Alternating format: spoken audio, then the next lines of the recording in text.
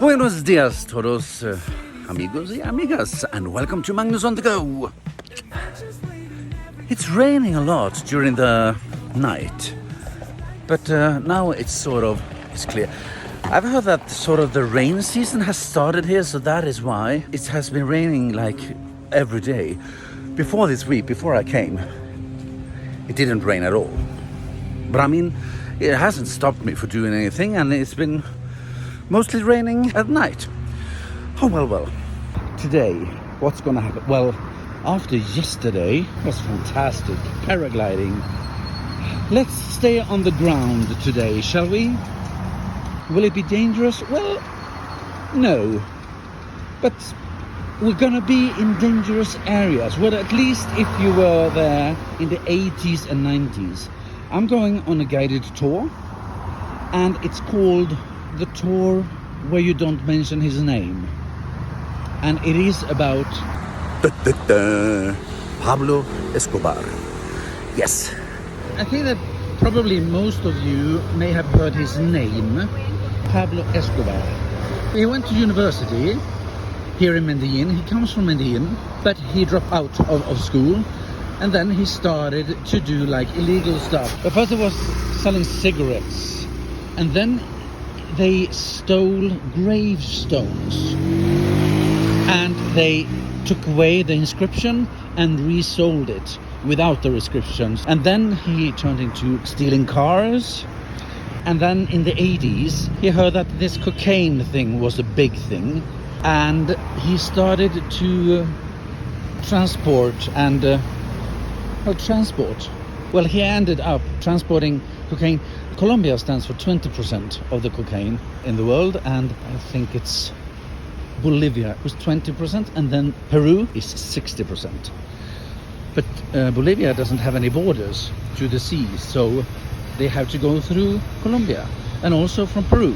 So he made up the transport routes for all the cocaine, and so he went on to be a drug lord, a godfather, if you may. And there were a lot of groups in Colombia that wanted to do this, but he managed to collect them all and said it was much better that we are everybody together and one leader, and he was the leader. And he did also this with violence, killing people.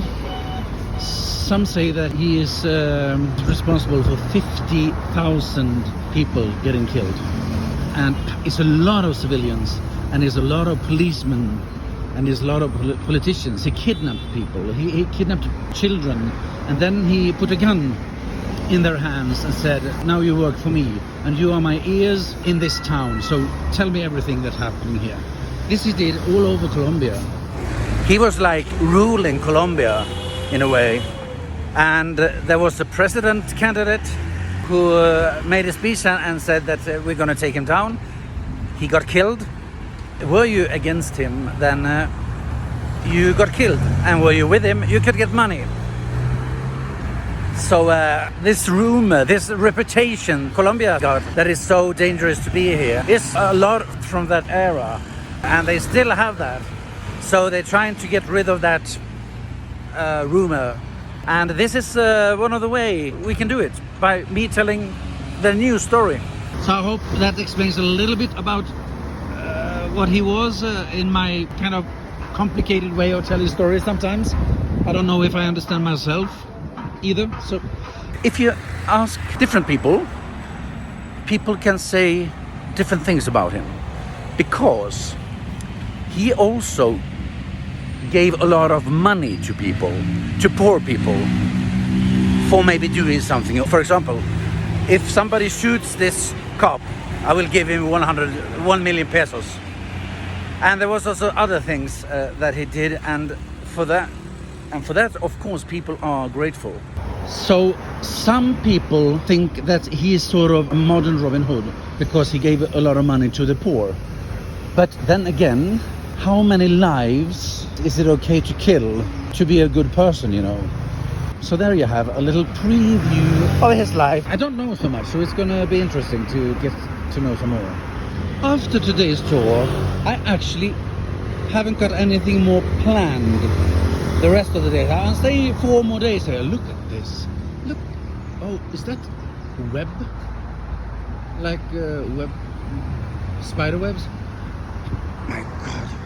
I haven't seen, I've been walking here several times. I haven't seen it. Well, yeah, as I said, I haven't got anything more planned. And I'm staying for 4 more days here in Medellin. I'm in Medellin, Colombia. It's the second biggest city in Colombia and it's situated 1,200 meters above sea level. So that is why it's a little bit more chilly here. It's still not cold, but it's more comfortable. There are living 2.5 million people here, but the whole metro area is 4 million. So it's a lot of people living here.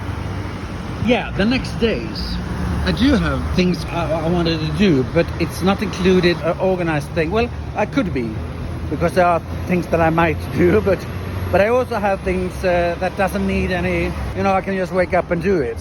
For instance, go by cable car out to the park of Arvi. It's like a calm day and you can just sort of hike around that park, which is supposed to be really nice. And also going to, what is it? It is like a town inside the town here, but the town is like a typical small town, if you understand me correctly. Pueblo País it's called, and it's a replica of an Articuan village. So there are cable-car streets and you can look at Medellin from a hilltop and there's a museum, and so it's sort of like you go into a little village in the city. Where is it now? I think it's here. I'm going to a cafe at Geras Square. This is a square where there's a lot of cafes and stuff. I mean, we're gonna start the tour in 10 minutes, so I'm 10 minutes early, but it is here, and I think these are the guys. There was a tour guide with a beard, and Daniel is his name, and taking the van. It's gonna be good. And we're waiting for 4 more people to arrive. Pablo Escobar. Pablo Escobar was one of the most powerful and feared criminals in history. Born in Colombia in 1949, he rose from small-time crime to become the leader of the Medellín Cartel, at one point controlling the majority of the world's cocaine trade. In the height of his power in the 1980s, Escobar was one of the richest men on the planet. His empire generated billions, smuggling drugs across continents and flooding the United States and Europe. But his power came at a brutal cost. To protect his business, Escobar ordered bombings, assassinations and kidnappings, killing thousands, including police officers, judges, politicians and civilians. At the same time, he tried to shape his image as a man of the people, building homes and football fields in poor neighborhoods, earning loyalty from some locals. To some, he was a hero. To many others, he was a terrorist. After years of violence and a massive international manhunt, Escobar was killed in 1993 in Medellin. His story is one of extreme wealth, power and violence, and a reminder of how one man's empire can change an entire country. Where the Monaco Building used to be. So we started, and this is the memorial place. This is a place where he actually had built his house, and he was living out on the top floors. It was a 12-floor building, and underneath he could have the rest of his family and friends to live there. But now it's a memorial for all the victims. So that is quotes from important people that was against Pablo Escobar, but they went killed. This is the memories of all the victims. And They can put flowers in here, and it's also illuminated from the behind. It's a little bit fast, this tour. You don't have time to reflect, and it's just going on. Most of them, we're going to be stopping in a few of them. We're selling the information of how and where to find their friends to get money. People went crazy because of that. They were putting bombs in random places on the streets. Let's find a vehicle. There are vehicles over there. 1 million pesos if you kill that member. These are all of the bombings and stuff. Maybe not all, but in the beginning of the 90s, he actually got prison, but it was not really a prison. It was like a spa. And all of this here, all this wall is 89, and it was banks, it was pharmacies, and mostly innocent people were killed because they used pharmacies as a cover-up for doing things, and he blew up the pharmacies with innocent people in it. And then in the 90s he said that come with a police badge and prove that you killed a cop, then I'll give you 1 million pesos. So some people were bombing like a bus with 50 cops in it, and then they just collected the police badges, and then they got 50 million pesos. Yeah. They made these walls. So these and those over there have the only original concrete here. That's all the information here. We have 2 minutes. We take a picture. If you want to take it, meet me over there.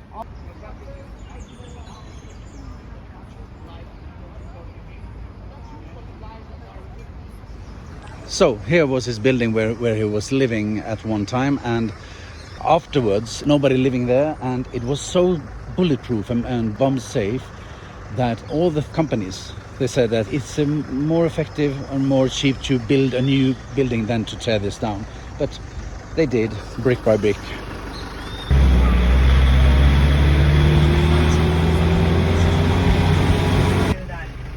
Prison, that's not in the top of the mountain, in the side of the mountain. Going to walk around the entire place, going to swim.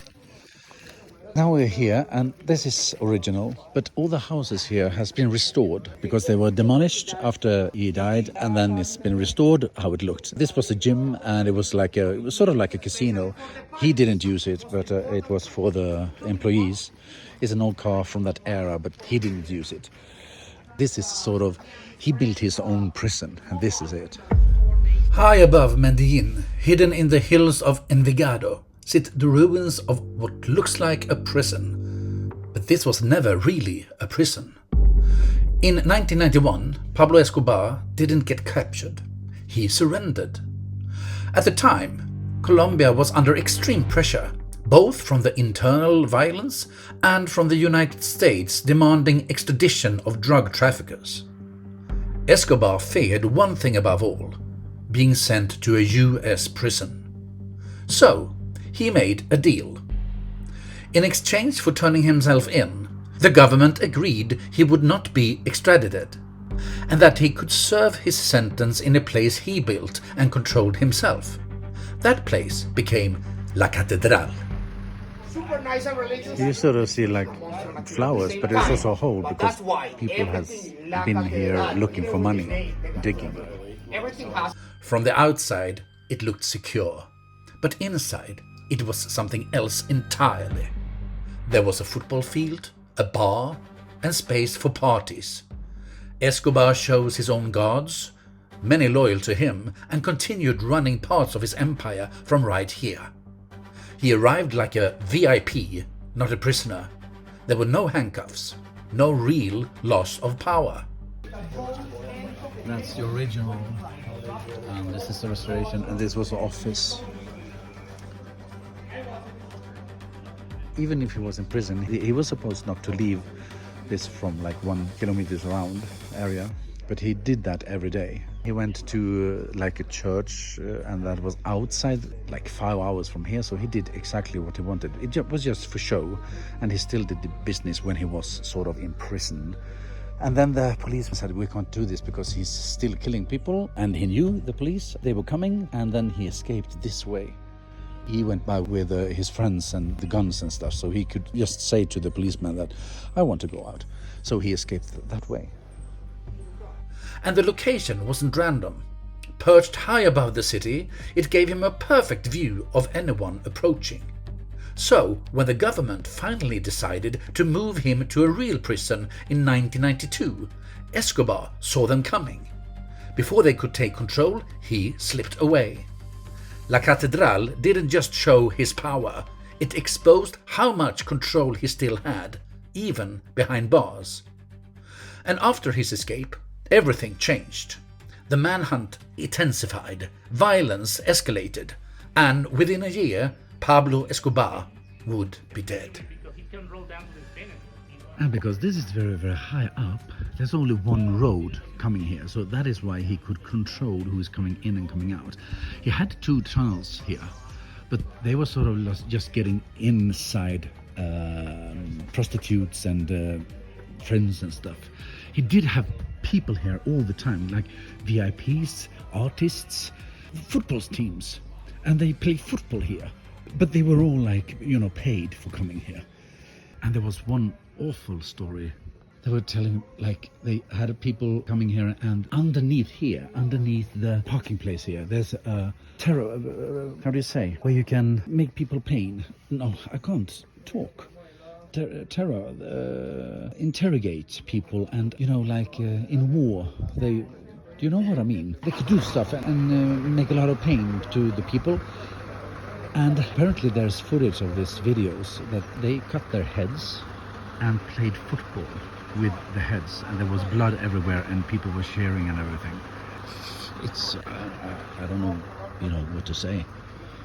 And he's using all these tiles, and he did it as well, and that was showing off that he had money. And now up there's a retire home, but it wasn't back then, but now it is a retire, and they have made all this with the tiles and everything.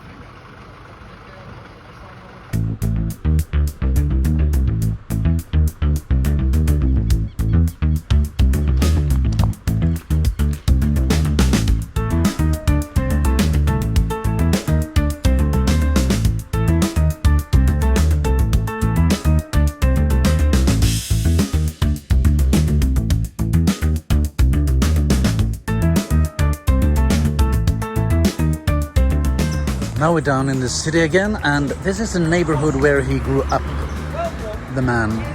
Football field in the middle of the El Dorado neighborhood, in the middle of my beautiful city, Envigado. Okay, so he built around 100 football fields around Colombia, and to show people that, oh, I'm a good guy. But what he didn't say was that he was burying a lot of guns in the fields as well. So it was like a gun storage.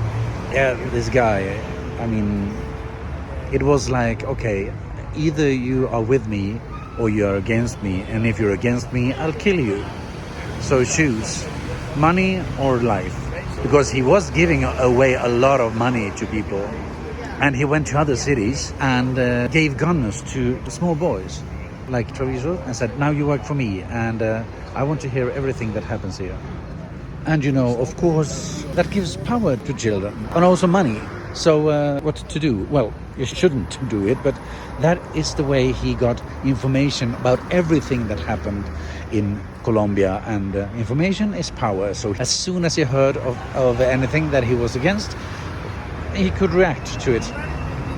And he was living in a very different house, very sort of like a house like that, and all of his family was living in like 4 stores.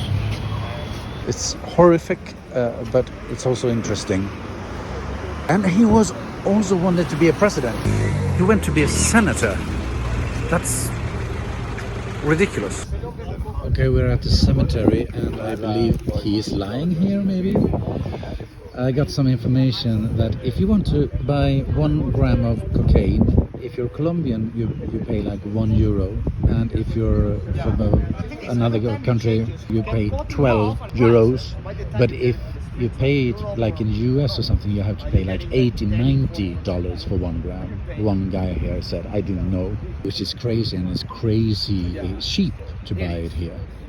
But the Colombians don't use it. As you can imagine, this is the best. Okay. So this guy, he knew that they were coming for him, so he even bought a place where he would be buried. This is the nicest place in Medellin to be buried. Just look at the view.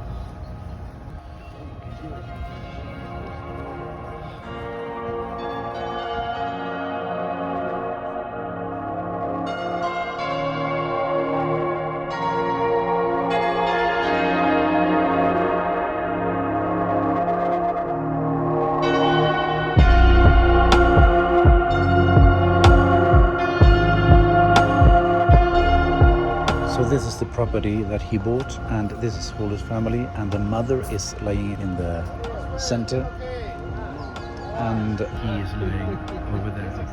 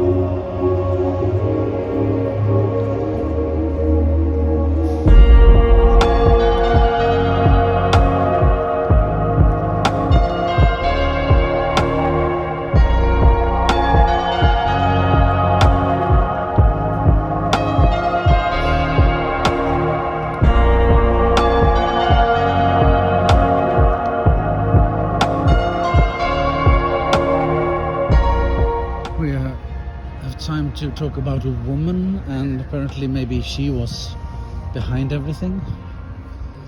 Well, the information went so fast, but she was a horrible person as well, and she invented disparos. This is, you know, when like two guys come on a motorbike, a very small motorbike, and shoot and then get lost in traffic. And she was inventing that, and then Pablo also used it a lot. And she was actually killed eventually by Resperos, or whatever the name was.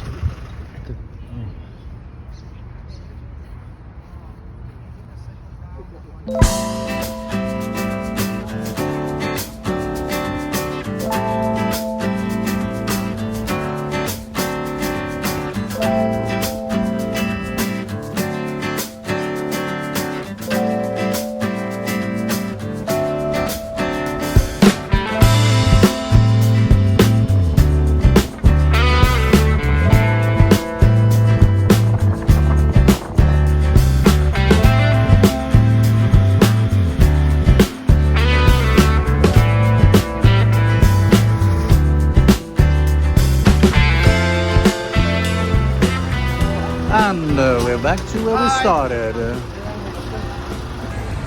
Okay, first things first. I was thinking, oh, but okay, this is the one thing that I'm gonna do today. I'm gonna do the tour, and then it's gonna be easy. But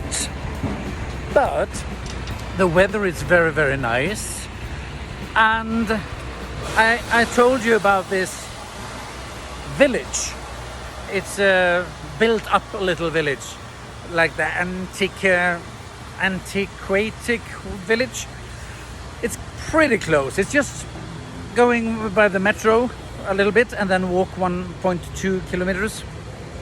So I think I'm gonna do that because that won't take so long time. Perfect, I think. We'll talk about the tour. Even if it's very horrible, the story, it made me interested in looking at the documentaries and maybe that Netflix series and stuff, but it should have been like maybe 30 minutes, 45 minutes longer, because it felt stressed. He was energetic when he was talking, yes, so that's good, but rambling on, and it felt like he was in a hurry, and we were sort of in a hurry because all the places we nearly didn't have time to stop and take pictures and reflect, because it was going to next, because most of the time we spent in the car. So I wanted to have more time at the sites because that part felt stressed. It is also good. We could ask you questions and stuff, but it is actually good when the guide is saying, do you have any questions? Because he was sort of went on, and then when he was finished, he sort of ran off to the next place. So to ask a question, you have to sort of interrupt. Yeah, enough about that. So it was semi-good. It was good, but nothing more. Do you know what? I just stopped and was thinking to myself, are you stupid now? Yeah, I'm turning around. There is a lot of hours left, but I said to myself, okay, I think I'm gonna need something to eat now. And then I was like, yeah, I could easily go to that place. Yes. But this is how I, get exhausted. So I stopped and thought and reconsidered. Because it's also very fine weather, so I'm going to that area and trying to get some food, and I need something for tonight. But my empanada place is over there. Okay, I need to find somewhere else, some other empanada place to have for tonight, and I can actually go home and stay by the pool in the sun. Isn't that a good idea? Yes, say yes. Okay, so we go inside here and trying to find somewhere to eat here in Parque Inflexión. Well, I'm going to go here, but I'm not going to take a burger. I'm going to take a taco. Well, a quesadilla. Ropa vieja. That's what I'm going to get. Thank you very much. People. Oh, maybe I should... What is that in English? No, in Spanish. Gente? I say people a lot. And that is you guys. Just so you know. And I don't know why I say it like that. But people is like, attention, listen to me. What is people? It is gente. Or no pueblo. There's pueblo and puebla. Okay, I'll have to check this. I'll be right back.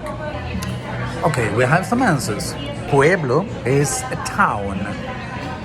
And gente, as I said, is people. But there's something about the P in people? Well, that was funny.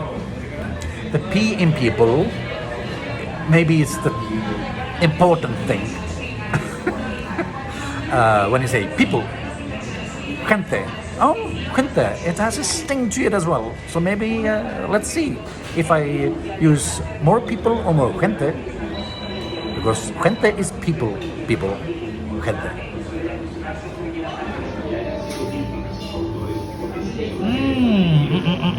Looking delicious, people. Looking delicious, gente. I got it wrong right away. Okay, but here we go. I thought it was with chicken, but this is with meat.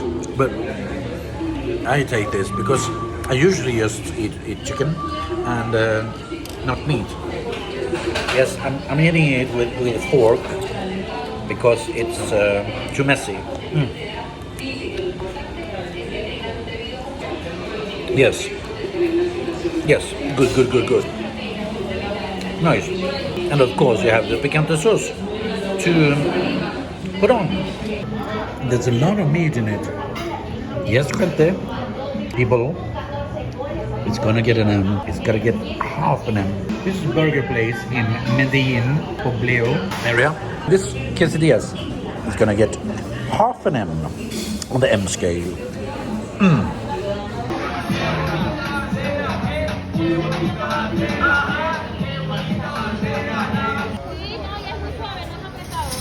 I'm very happy about my decision.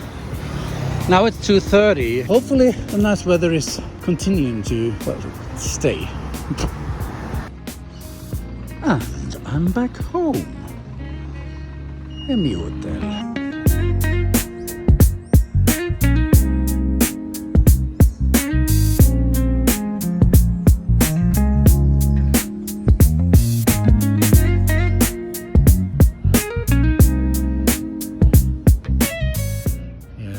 but look at this.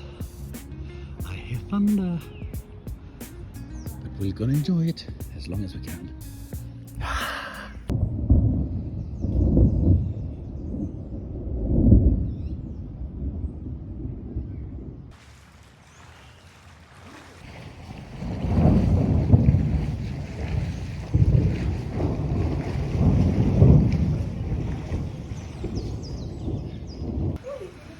And there comes the rain, and time to go inside.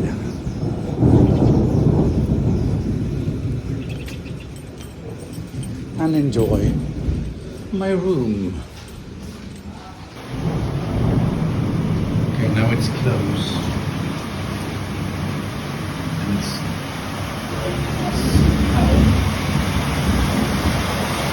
see if we can get a